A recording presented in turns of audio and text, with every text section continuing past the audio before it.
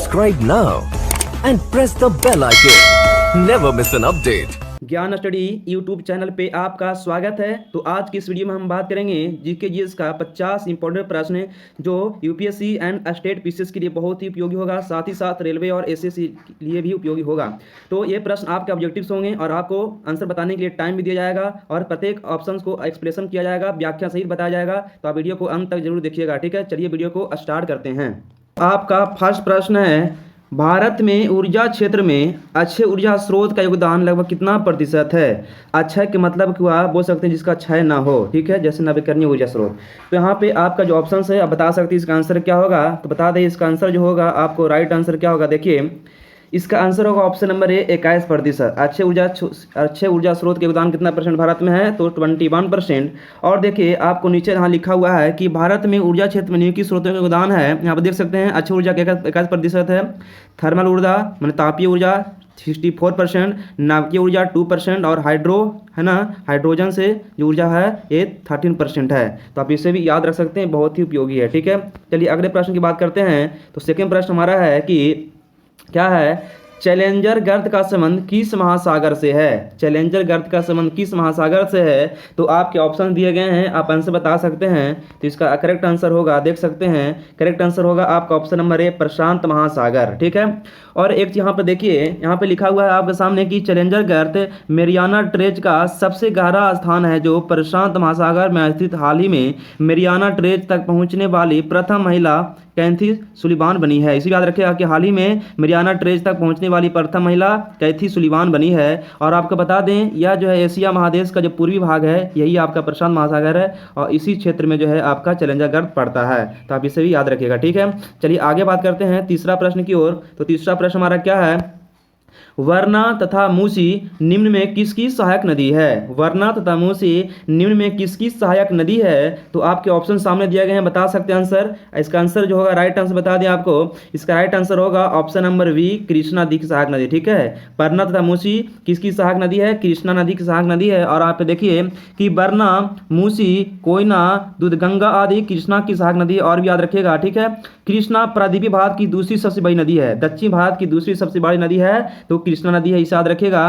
कृष्णा नदी प्रायद्वीपीय भारत की दूसरी सबसे बड़ी नदी है जिसका उद्गम स्थल महाबलेश्वर के निकट होता है और बंगाल की खाड़ी में गिर जाती है। तो इसे याद रखिएगा कि जो कृष्णा नदी है महाबलेश्वर से निकलती है और ये बंगाली खाड़ी में गिर जाती है, ठीक है। तो आप इसे याद रखिएगा। और एक बात बता दें, जो मूसी नदी है हैदराबाद किस नदी के निकट है, तो मूसी नदी के किनारे है। यहाँ याद रखिए, ये भी क्वेश्चन आपके यहाँ पूछे जाते हैं। हैदराबाद मूसी नदी के किनारे स्थित है। चलिए अगला प्रश्न को चलते हैं। तो चौथा प्रश्न हमारा है कि ग्रेट सैंडी मरुस्थल किस देश में स्थित है।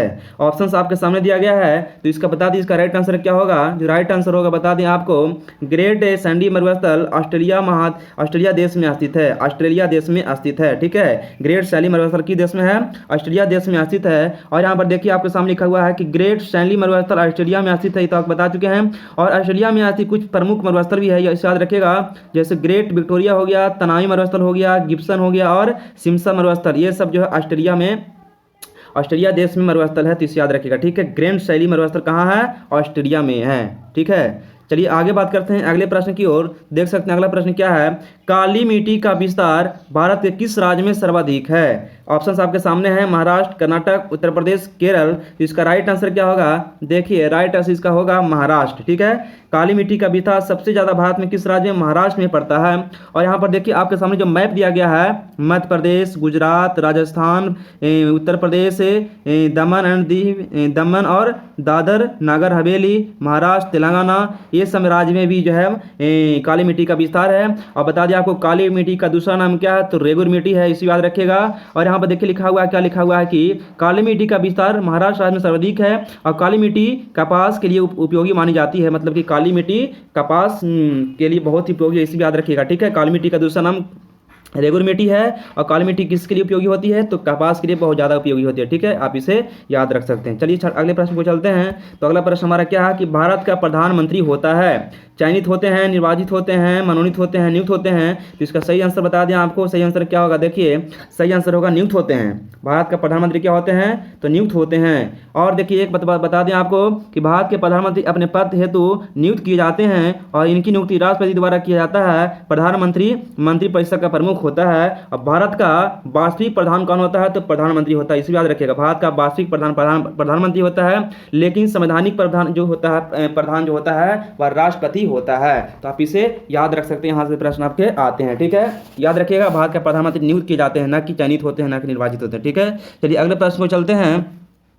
तो अगला प्रश्न हमारा है, देखिए कि भारत शासन अधिनियम 1935 द्वारा स्थापित संघ में राष्ट्रीय शक्तियां किसे प्रदान की गई थी। तो उस समय तो भारत आजाद नहीं हुआ था 1935 के समय, है ना। तो भारत शासन 1935 द्वारा स्थापित संघ में राष्ट्रीय शक्तियां किसके प्रदान की गई थी। ऑप्शन आपके सामने है, गवर्नर जनरल, प्रांतीय गवर्नर, प्रांतीय विधानमंडल, संघीय विधानसभा। तो बता दें आपको इसका सही जवाब क्या होगा, तो सही जवाब होगा option number A, governor general के पास शक्ति थी। ठीक है, और बता दें आपको कि 1935 में भारत सरकार अधिनियम द्वारा स्थापित संघ में अवशिष्ट शक्तियां गवर्नर जनरल को प्रदान की गई थी। ये बहुत ही इंपॉर्टेंट पॉइंट है। ठीक है, चलिए आगे चलते हैं अगले प्रश्न की ओर। तो अगला प्रश्न हमारा देखिए क्या है कि जवाहरलाल नेहरू ने निम्न में से किस अधिनियम को गुलामी की दास्ता की संज्ञा दी थी। तो आप बता सकते हैं, ऑप्शन आपके सामने दिया गया है। तो बता दें आपको इसका आंसर जो होगा, इसका आंसर होगा ऑप्शन नंबर सी। इसका आंसर क्या होगा, ऑप्शन नंबर सी होगा। ठीक है, इसका आंसर होगा ऑप्शन नंबर सी। भारत शासन अधिनियम 1935 को ही क्या कहे थे, तो कहे थे गुलामी की दास्ता की संज्ञा दिए थे। ठीक है, तो आप इस बात को याद रख सकते हैं। भारत शासन अधिनियम 1935 को जवाहरलाल नेहरू ने गुलामी का चार्टर बताया, और जबकि मदन मोहन मालवीय ने इसे अधिनियम को अंदर से खोखला बताया। मदन मोहन मालवीय ने क्या कहा, भारत शासन अधिनियम को कहा कि यह जो है अंदर से खोखला है। ठीक है, तो आप इसे याद रख सकते हैं। चलिए आगे चलते हैं अगला प्रश्न की ओर। तो अगला प्रश्न हमारा है कि संविधान के निर्माण के लिए गठित संविधान सभा का प्रतीक चिन्ह क्या था। जब संविधान के लिए निर्माण की बात चला था तो उस समय जो है संविधान सभा का प्रतीक चिन्ह क्या था, याद रखिएगा। आपको बता दें इसका सही आंसर क्या होगा, आप बता सकते हैं। इसका आंसर हम बता देते हैं। इसका आंसर जो होगा right answer option number C, हाथी। ठीक है, तो एक बात याद रखिएगा कि भारतीय संविधान सभा का गठन कब हुआ था, तो 9 दिसंबर 1940 को गठन किया गया था, और संविधान सभा के प्रतीक रूप में हाथी को अपनाया गया था उस समय। ठीक है, इस बात को याद रखिएगा कि जब संविधान सभा गठन हुआ था तो उस समय जो है प्रतीक चिन्ह हाथी था, याद रखिएगा। ठीक है, चलिए चलते हैं अगले प्रश्न की ओर। तो अगला प्रश्न हमारा क्या है, संविधान के किस भाग का संबंध केंद्र शासित प्रदेशों के प्रशासन से है। तो आपके ऑप्शन आपके सामने हैं। इसका आंसर बता दें आपको। इसका राइट आंसर क्या होगा, तो राइट आंसर होगा ऑप्शन नंबर डी, भाग 8। भाग 8 में जो है केंद्र शासित प्रदेशों के प्रशासन के बारे में बात किया गया है। ठीक है, यहाँ पर देखिए आपको लिखा हुआ है कि संविधान के भाग 8 में केंद्र शासित प्रदेशों के प्रशासन के बारे में वर्णन किया गया है, जबकि भाग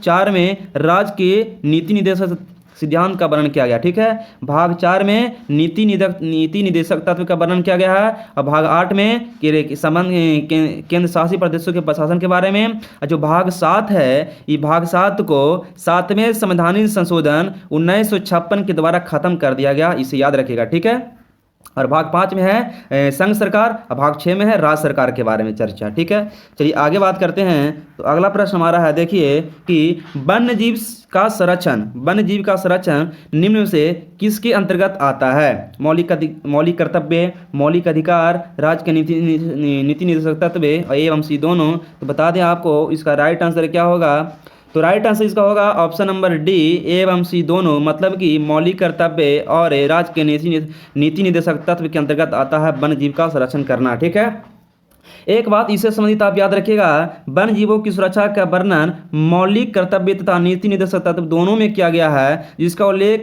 संविधान के अनुच्छेद 51 के काम में है। वन्य जीव अधिनियम 1972 जीवों की रक्षा तथा संरक्षण के लिए पारित किया गया। तो याद रखिएगा, वन्य जीव अधिनियम कब पारित किया गया, तो 1972 में। किस लिए, तो जीवों को संरक्षण करना और रक्षा करने के लिए 1972 में वन्य जीव अधिनियम पारित किया गया था। अब इसे याद रखिएगा। ठीक है, चलिए आगे चलते हैं। तो अगला प्रश्न हमारा क्या है, देखिए कि भारत के किस राष्ट्रपति को दार्शनिक राजा कहा जाता है। ठीक है, तो ऑप्शंस आपके सामने हैं, इसको बता दें आपको। इसका जो आंसर होगा, इसका जो आपका आंसर होगा बता दें आपको, इसका आंसर होगा बता दें आपको right answer option number C. ठीक है, डॉक्टर एस राधाकृष्णन इसका राइट आंसर है। डॉक्टर एस राधाकृष्णन को कहा जाता है दार्शनिक राजा। ठीक है, यहाँ पर देखिए इनके बारे में है कि भारत के प्रथम उपराष्ट्रपति तथा द्वितीय राष्ट्रपति डॉक्टर राधाकृष्णन को दार्शनिक राजा के रूप में जाना जाता है। वे धर्मशास्त्र तथा दर्शन शास्त्र के विद्वान थे, इसीलिए उन्हें दार्शनिक राजा के नाम से जाना जाता है। तो इसे भी आप याद रख सकते हैं। ठीक है, चलिए चलते हैं अगले प्रश्न की ओर। तो अगला प्रश्न क्या है कि भारतीय संविधान के किस अनुच्छेद में पंचायती राज संस्थान का प्रावधान किया गया है? पंचायती राज संस्थान का प्रावधान किस अनुच्छेद में किया गया है? तो इसका राइट आंसर है, बता दें आपको, ऑप्शन नंबर सी, अनुच्छेद 40 में पंचायती राज व्यवस्था का वर्णन किया गया है। संविधान के भाग 4 राज्य के नीति निर्देश तत्व के अंतर्गत संविधान में अनुच्छेद 40 में पंचायती राज के गठन का प्रावधान किया गया है और संविधान के अनुच्छेद 40 से गांधीवादी सिद्धांतों के अनुरूप है, क्योंकि गांधी जी ने शासन के विकेंद्रीकरण पर जोर दिया था। ठीक है, तो इस बात को आप याद रख सकते हैं। यहाँ से प्रश्न आपके पूछे जाते हैं। चलिए चलते हैं अगले प्रश्न की ओर। तो अगला प्रश्न क्या कहता है, यदि पंचायत को भंग किया जाता है तो उसका चुनाव कितने समय के भीतर करवाया जाना अनिवार्य होता है? ऑप्शन आपके सामने हैं, तो बता दें आपको इसका राइट आंसर क्या होना चाहिए। इसका राइट आंसर जो होना चाहिए ऑप्शन नंबर सी, 6 महीना के अंदर चुनाव होना चाहिए। देखिए यहाँ पे लिखा हुआ है कि संविधान में अनुच्छेद 243 के ई के अनुसार यदि पंचायतों की अवधि 5 वर्ष पूरा होने से पूर्व ही किसी कारण पंचायत भंग कर दिया जाता है तो विघटन की तारीख से 6 माह की अवधि की समाप्ति के पूर्व चुनाव कराना अनिवार्य होता है। ठीक है, तो इससे भी याद रखिएगा। चलिए आगे चलते हैं अगला प्रश्न की ओर। तो अगला प्रश्न हमारा है कि किस समिति ने भारत में लोकपाल की नियुक्ति का सुझाव दिया था? भारत में लोकपाल की नियुक्ति का सुझाव किस समिति ने दिया था? तो आप इसे याद रखिएगा। यहाँ पे आप बताइए इसका आंसर क्या होगा। तो बता दें आपको इसका आंसर जो होगा ऑप्शन नंबर डी होगा। ऑप्शन नंबर डी, प्रशासनिक सुधार आयोग। प्रशासनिक सुधार आयोग ने कहा कि भारत में लोकपाल होना चाहिए, लोकपाल की नियुक्ति का सुझाव दिया। और बता दें आपको कि भारत में लोकपाल की नियुक्ति का सुझाव सर्वप्रथम प्रशासनिक सुधार आयोग ने दिया था और इस आयोग का गठन 5 जनवरी 1966 को मोरारजी देसाई की अध्यक्षता में किया गया था, 1966 में। ठीक है, इसे याद रखिएगा। तो अगला प्रश्न हमारा कहता है कि पन्नालाल घोष का संबंध किस वाद्य यंत्र से है? बताइए आप आंसर क्या होगा। सनाई, सरोद, बांसुरी, इनमें से कोई नहीं। तो आंसर बता दें आपको इसका राइट आंसर क्या होगा। तो इसका राइट आंसर होगा ऑप्शन नंबर सी, बांसुरी से। पन्नालाल घोष का संबंध किस वाद्य यंत्र से है? तो बांसुरी से है। और एक बात इनके बारे में और आप बता दें, पन्नालाल घोष का संबंध बांसुरी वादन से है। इस वाद्य यंत्र से संबंधित प्रमुख व्यक्ति याद रखेगा, हरि प्रसाद चौरसिया, एन लीला और राजेंद्र प्रसन्न। ये तीनों व्यक्ति और याद रखिएगा। ठीक है, तो वाद्य यंत्र बांसुरी से संबंधित यहाँ 4 व्यक्ति याद रखिएगा। एक पन्नालाल घोष, हरि प्रसाद चौरसिया, एन लीला और राजेंद्र प्रसन्न। ठीक है, चलिए आगे चलते हैं। तो अगला प्रश्न हमारा है, विश्व रेड क्रॉस दिवस कब मनाया जाता है? विश्व रेड क्रॉस दिवस कब मनाया जाता है? ऑप्शन आपके सामने हैं। इसका राइट आंसर क्या होगा? देखिए इसका राइट आंसर होगा, बता दें आपको, इसका राइट आंसर होगा ऑप्शन नंबर बी, 8 मई। 8 मई को विश्व रेड क्रॉस दिवस मनाया जाता है। ठीक है, तो आप इसे याद रखिएगा, विश्व रेड क्रॉस दिवस 8 मई को मनाया जाता है तथा प्रवासी पक्षी दिवस भी 8 मई को ही मनाया जाता है। प्रवासी पक्षी दिवस भी 8 मई को ही मनाया जाता है। और याद रखिएगा, रेड क्रॉस को अभी तक जो है 3 बार नोबेल शांति का नोबेल पुरस्कार मिल चुका है। आप इसे भी याद रखिएगा। ठीक है, चलिए आगे बात करते हैं अगला प्रश्न की ओर। तो अगला प्रश्न है, संयुक्त राष्ट्र संघ के किस अंग को दुनिया का पुलिसमैन कहा जाता है? दुनिया का पुलिसमैन, संयुक्त राष्ट्र संघ यूएनओ के किस अंग को दुनिया का पुलिसमैन कहा जाता है? महासभा, सचिवालय, सुरक्षा परिषद, अंतर्राष्ट्रीय न्यायालय। तो बता दें आपको इसका जो राइट आंसर होगा, इसका right answer option number C होगा, सुरक्षा परिषद। संयुक्त राष्ट्र संघ यूएनओ के एक अंग है सुरक्षा परिषद, इसी को कहा जाता है यूएनओ का पुलिसमैन। तो विश्व का पुलिसमैन कहा जाता है, दुनिया का पुलिसमैन कहा जाता है। ठीक है, और देखिए यहाँ पे लिखा हुआ है कि संयुक्त राष्ट्र संघ के घोषणा पत्र के अनुसार अंतर्राष्ट्रीय शांति और सुरक्षा को बनाए रखना सुरक्षा परिषद की मुख्य जिम्मेवारी है। इसी कारण वह संयुक्त राष्ट्र संघ के इस अंग को दुनिया का पुलिसमैन कहा जाता है, सिक्योरिटी काउंसिल। ठीक है, सिक्योरिटी काउंसिल। तो अगला प्रश्न हमारा कहता है, देखिए कि मेगास्थनीज ने भारतीय समाज को कितने भागों में विभाजित किया था? मेगास्थनीज ने भारतीय समाज को कितने भागों में विभाजित किया था? तो ऑप्शन आपके सामने हैं। इसका राइट आंसर क्या होना चाहिए? तो राइट आंसर होगा ऑप्शन नंबर सी, 7 अंगों में 7 भागों में विभाजित किया था। मेगास्थनीज ने भारतीय समाज को 7 भागों में विभाजित किया था, जो निम्नलिखित है: दार्शनिक, किसान, अहीर, कारीगर, सैनिक, निरीक्षक और सभासद। तो यहाँ पे 7 भाग याद रखिएगा। मेगास्थनीज ने भारतीय समाज को 7 भागों में विभाजित किया था। अगला प्रश्न की बात करते हैं। तो तो अगला प्रश्न हमारा है कि स्वामी विवेकानंद के द्वारा बेलूर मठ की स्थापना कब की गई थी? तो ऑप्शंस आपके सामने है, आप आंसर बता सकते हैं। तो इसका आंसर होगा, देखिए इसका राइट आंसर की बात करें, इसका राइट आंसर क्या होगा? स्वामी विवेकानंद के द्वारा बेलूर मठ की स्थापना कब की गई थी? 1897 में। 1897 में स्वामी विवेकानंद के द्वारा बेलूर मठ की स्थापना की गई थी। और एक बात याद रखिएगा कि बेलूर मठ की स्थापना 1897 में स्वामी विवेकानंद के द्वारा किया गया था। 1896 में इन्होंने रामकृष्ण मिशन की स्थापना की।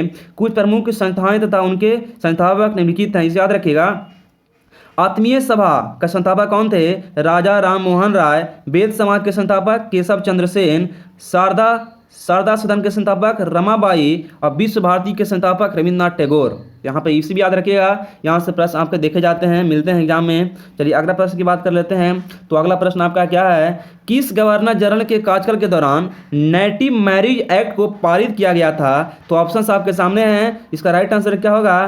तो राइट आंसर इसका होगा कि देखिए लॉर्ड नॉर्थब्रुक के दौरान नेटिव मैरिज एक्ट को पारित किया गया था। और देखिए नेटिव मैरिज एक्ट को 1872 में पारित किया गया था। और इसी समय भारत के गवर्नर जनरल लॉर्ड नॉर्थब्रुक थे। और एक कुछ प्रमुख सामाजिक सुधार अधिनियम तथा गवर्नर जनरल याद रखिएगा, यहाँ पे एग्जाम में आपको आता है शिशुवध प्रतिबंध जो है बेलजली के समय आया था। सती प्रथा पर प्रतिबंध, सती प्रथा पर रोक कौन लगाया था? लॉर्ड विलियम बेंटिंग लगाया था। और शारदा एक्ट कब आया था? तो लॉर्ड इरविंग के समय आया था। दास प्रथा पर प्रतिबंध किसके समय? तो एलन बरो के समय आया था। ठीक है, तो यहाँ पे इसे भी याद रखिएगा, यहाँ से प्रश्न आपके देखे जाते हैं एग्जाम में। चलिए आगे बात करते हैं।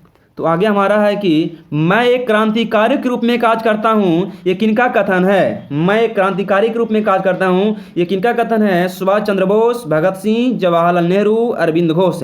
तो बता दें इसका राइट आंसर क्या होगा? इसका राइट आंसर जो होगा option number C, Jawaharlal Nehru ने कहा था मैं एक क्रांतिकारी के रूप में कार्य करता हूँ।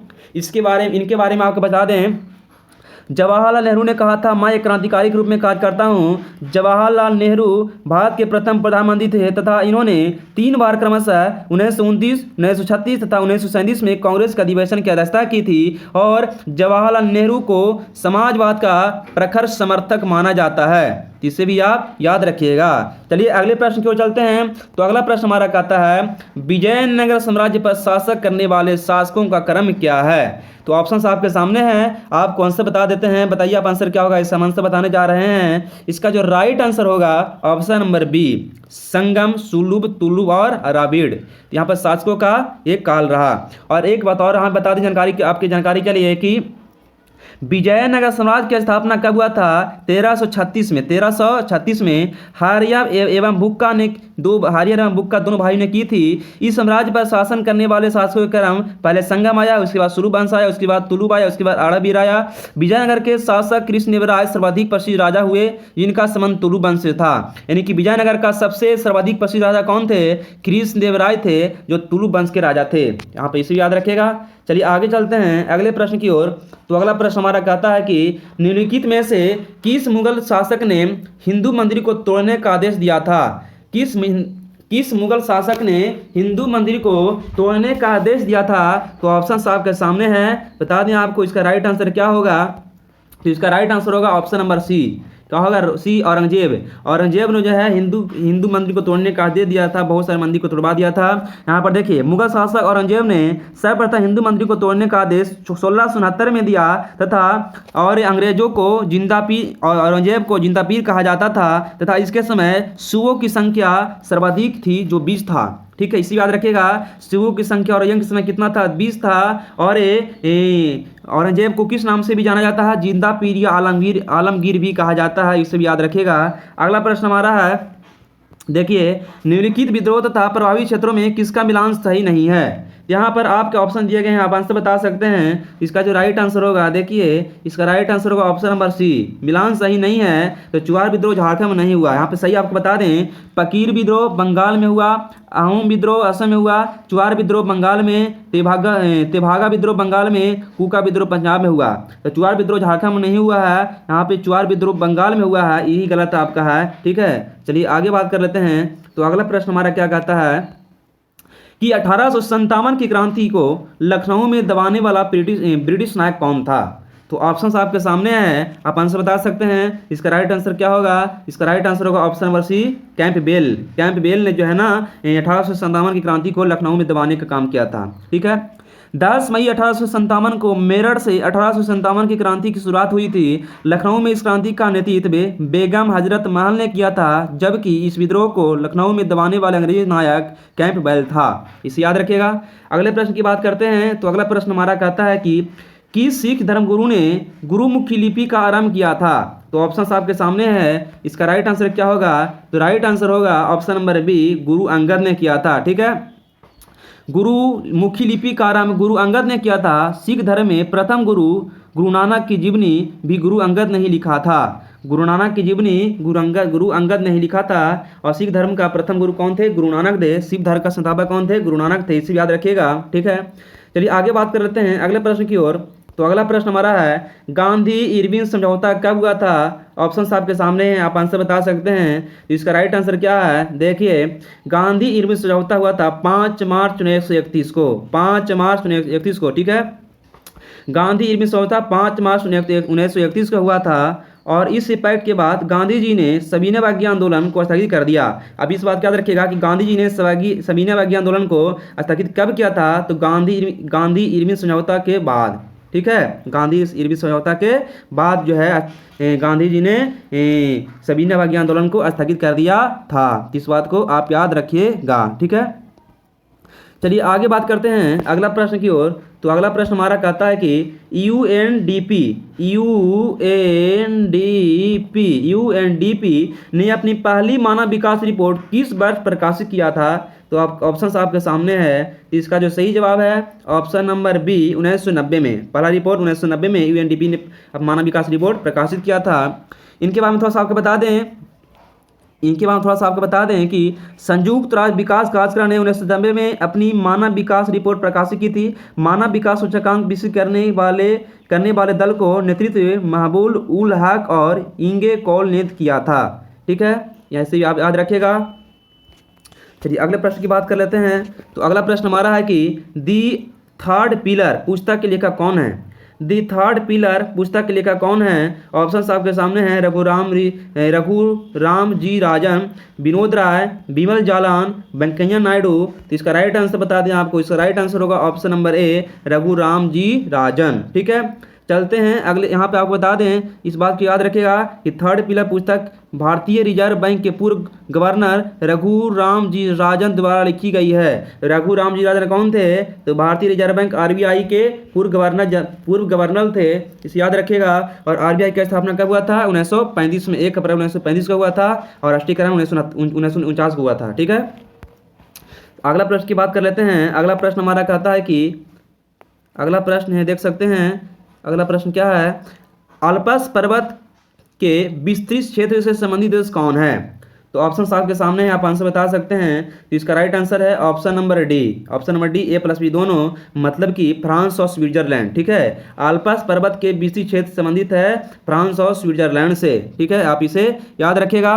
तो फ्रांस और स्विट्जरलैंड से संबंधित है। चलिए अगला प्रश्न की बात कर लेते हैं। तो अगला प्रश्न हमारा है कि धान से निकलने वाली गैस है। धान से निकलने वाली गैस कौन कौन है? इथेन, मीथेन, नाइट्रोजन, इसमें से सभी। तो आपका राइट आंसर क्या होगा? तो राइट आंसर होगा, आपको बता दें, ऑप्शन नंबर बी, मीथेन। धान से निकलने वाली गैस कौन है यहाँ पे? तो मीथेन है। अब ये ऑप्शन के अनुसार ऐसे देखिए, आप लिखा हुआ कि धान के खेत से नाइट्रस ऑक्साइड, मीथेन और कार्बन डाइऑक्साइड गैस निकलती है। यहाँ पे ऑप्शन के अनुसार आपका मीथेन आंसर हो गया, लेकिन इससे आपका जो है नाइट्रस ऑक्साइड है और ये मीथेन भी है और ये कार्बन डाइऑक्साइड CO2 भी है। ठीक है। चलिए अगले प्रश्न की बात कर लेते हैं। तो अगला प्रश्न हमारा है, देखिए, निम्नलिखित में से ऊष्मा का सबसे अच्छा चालक कौन है? पारा, पानी, ईथर, बेंजीन। तो बता दें आपको राइट आंसर इसका क्या होगा। इसका राइट आंसर जो होगा आपका ऑप्शन नंबर ए, पारा। ऊष्मा का सबसे ऑप्शन के अनुसार आपका जो है पारा होगा। ठीक है। ऊष्मा का सबसे अच्छा चालक ऑप्शन के अनुसार आपका आंसर क्या होगा? तो पारा होगा। ऐसे ऊष्मा का सबसे अच्छा चालक ऐसे आपका चांदी होता है, लेकिन यहाँ पे आपका ऑप्शन के अनुसार यहाँ पे पारा होगा। ठीक है। यहाँ पे देखिए लिखा भी है कि दिए गए विकल्पों में से ऊष्मा का सबसे अच्छा चालक पारा है। अन्य अच्छे सुचालक धातुओं में तांबा, एल्युमिनियम, चांदी, सोना आदि है। ये समझे ऊष्मा का अच्छा चालक है। ठीक है। लेकिन ऑप्शन के अनुसार आपका पारा हो गया आंसर। ठीक है। तो चलिए आगे बात करते हैं। अगला प्रश्न की ओर चलते हैं। अगला प्रश्न हमारा क्या कहता है, सूर्य की ऊर्जा उत्पन्न होती है, सूर्य की ऊर्जा उत्पन्न होती है नाभिकीय विकर्ण द्वारा, आयनीकरण द्वारा, नाभिकीय संघनन द्वारा, ऑक्सीकरण द्वारा। तो इसका बता दें आपको राइट आंसर जो होगा, इसका राइट आंसर होगा ऑप्शन नंबर सी, नाभिकीय संलयन द्वारा। सूर्य की ऊर्जा उत्पन्न होती है नाभिकीय संलयन द्वारा। नाभिकीय संलयन सूर्य एवं तारों की ऊर्जा का स्रोत है। सूर्य का अधिकांश भाग हाइड्रोजन 71% तथा हीलियम 26% का बना होता है। सूर्य में हाइड्रोजन 71% होता है और हीलियम 26% होता है, इसे याद रखिएगा। ठीक है, यहाँ पे जो बताया गया इस बात को आप याद रखिएगा। चलिए चलते हैं नेक्स्ट प्रश्न की ओर। तो नेक्स्ट क्वेश्चन हमारा है, दूध उदाहरण है बिलियन का, फेन का, वायुवियल का, पायस का। तो आपका राइट आंसर क्या होगा, आपका जो राइट आंसर होगा ऑप्शन नंबर डी, दूध उदाहरण है पायस का। ठीक है, दूध पायस का उदाहरण है। पायस 2 या 2 से अधिक अमिश्रणीय तरल पदार्थों से बना एक मिश्रण है। 2 या 2 से अधिक है ना, 2 या 2 से अधिक अमिश्रीय मतलब नहीं घुलने वाले पदार्थों का एक मिश्रण होता है पायस। ठीक है, तो पायस दूध जो है पायस का उदाहरण है। अगला प्रश्न की बात कर लेते हैं। तो अगला प्रश्न हमारा है, एक्वारेजिया निम्नलिखित में से किसे मिलाकर बनाया जाता है, मतलब एक्वारेजिया में कौन कौन सा अम्ल होता है। ऑप्शन आपके सामने यहाँ पे H3 है, H2SO4 सल्फ्यूरिक अम्ल, और H2SO4 HCl हाइड्रोक्लोरिक अम्ल HCl HNO3। ठीक है, तो आप बता सकते हैं इसका राइट आंसर क्या होगा। तो बता दें आपको, जिसका जो राइट आंसर होगा, इसका जो राइट आंसर होगा ऑप्शन नंबर सी होगा।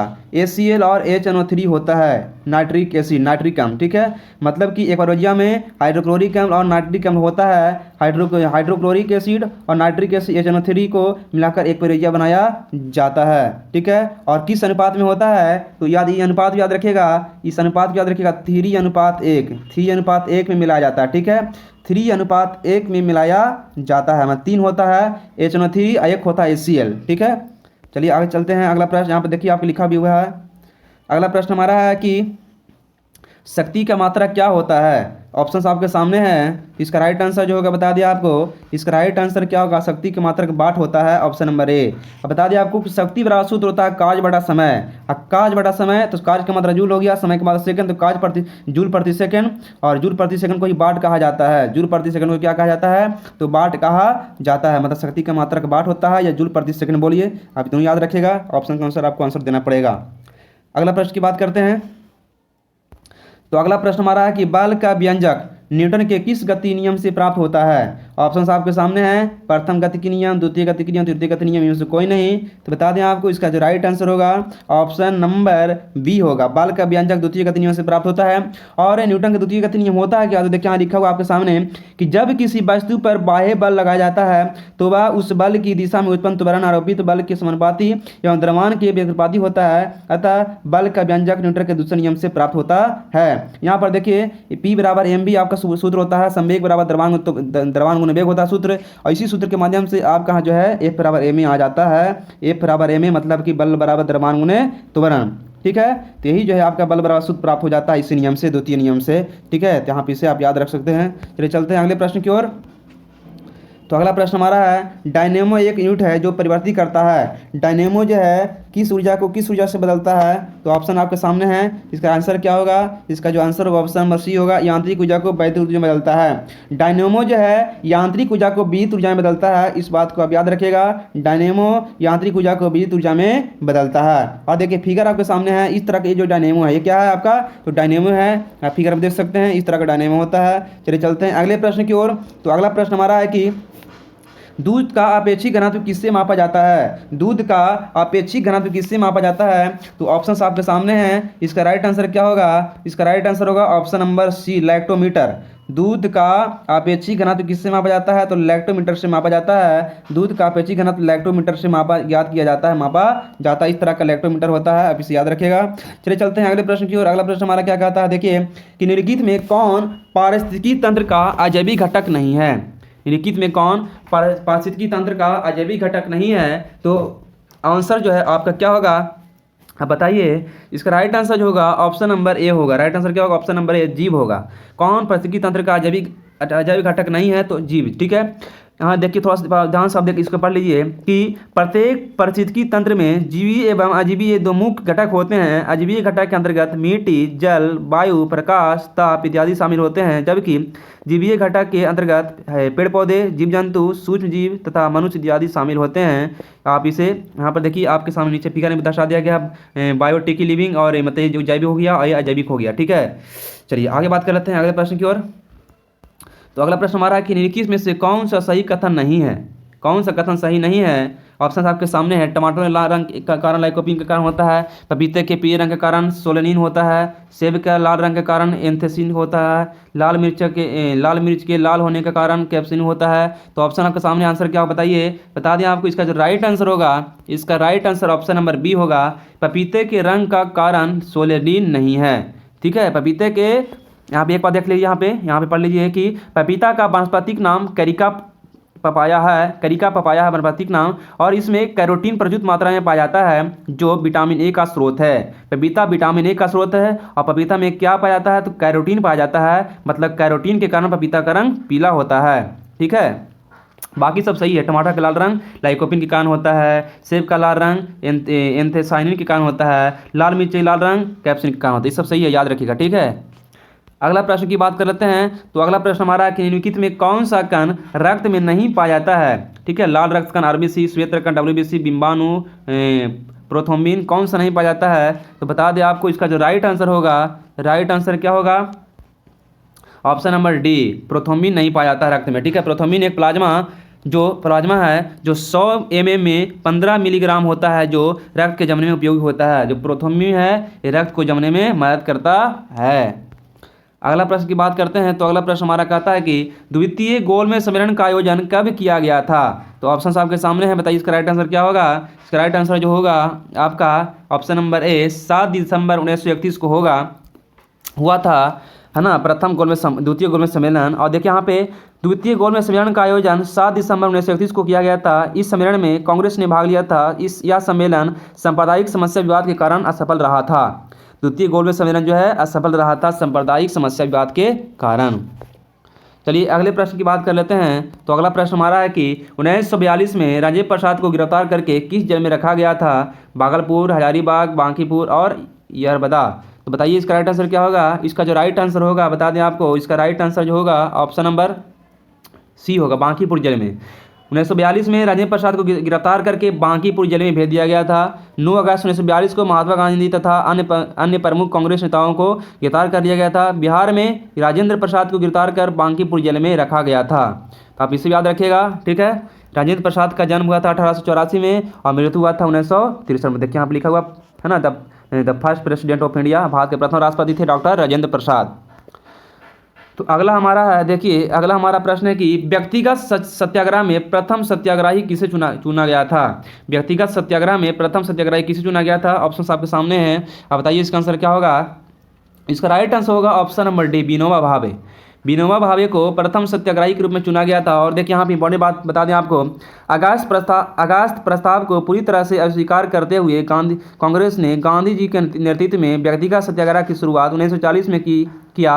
इस दौरान प्रथम सत्याग्रही के रूप में विनोबा भावे को चुना गया। यही है विनोबा भावे। देखिए विनोबा भावे को, और ये आचार्य विनोबा भावे के नाम से जाने जाते हैं। ठीक है, अगला प्रश्न हमारा है, देखिए निम्नलिखित में से किसने मित्र मेला संघ की शुरुआत की थी? मित्र मेला संघ की शुरुआत किसने किया था? तो ऑप्शन आपके सामने है। इसका जो राइट आंसर होगा, राइट आंसर बता दें आपको, ऑप्शन नंबर बी है। Option number B, B D. Savarkar.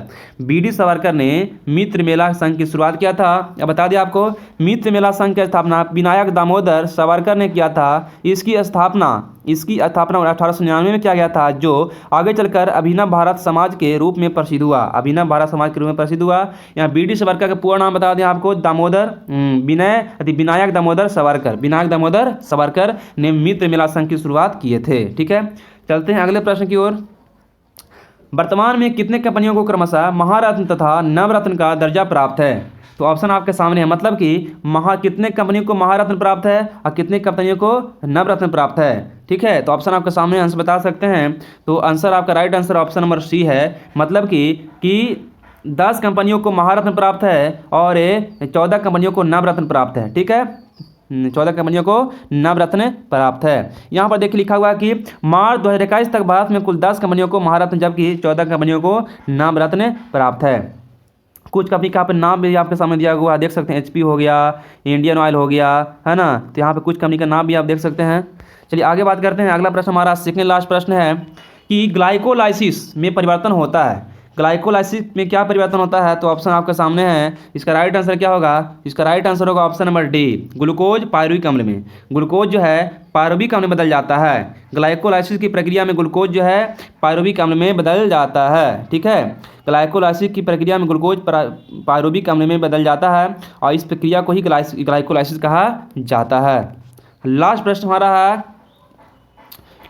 हमारा है देखिए कि पादप जगत में निम्नलिखित में व्यष्टि में से कौन सा मुख्यतः जलीय है? ऑप्शंस आपके सामने हैं। पादप जगत में निम्नलिखित व्यष्टि में से कौन सा मुख्यतः जलीय है? इसमें से कौन जलीय है आप बताइए। तो आपका बता दें आपको राइट आंसर क्या होगा।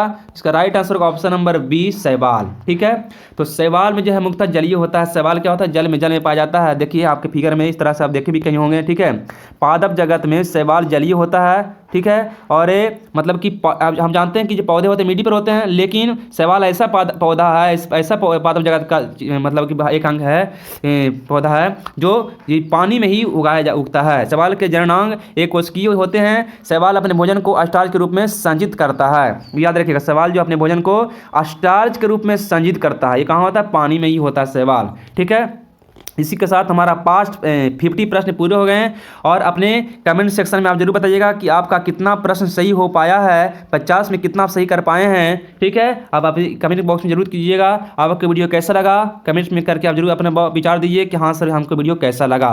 चलिए तो मिलते हैं नेक्स्ट वीडियो में। आपको इसी तरह का सीरीज चलते रहेगा और आपका ये जो सीरीज पहला है, इसी तरह का सीरीज आपको आगे भी देखने को मिलेगा। Series 1, series 2, series 3। ठीक है जी, कि जिसका 50 सीरीज का आपके लिए हम लाते रहेंगे। ठीक है, तो ये पहला सीरीज था। चलिए मिलते हैं नेक्स्ट वीडियो में। अगर आप चैनल पर नए हैं तो चैनल को सब्सक्राइब कर दिए और अगर वीडियो आपको पसंद आया है तो वीडियो को आप लाइक करिए और दोस्तों के पास शेयर करना बिल्कुल ना भूलिए। ठीक है, थैंक्स फॉर वॉचिंग। जय हिंद, जय Bharat, bye bye, take care yourself.